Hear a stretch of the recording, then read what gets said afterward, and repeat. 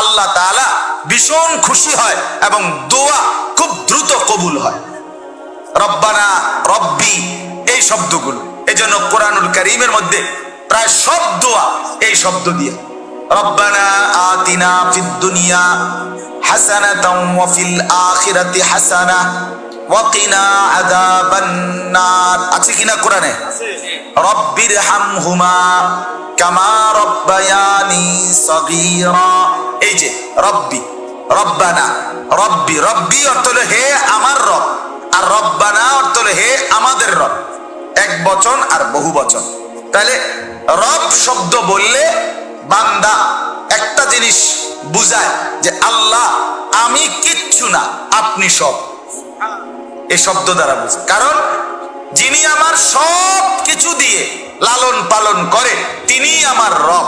এই জন্য আল্লাহ আপনি আমার রব, আপনার কাছেই আমার সব।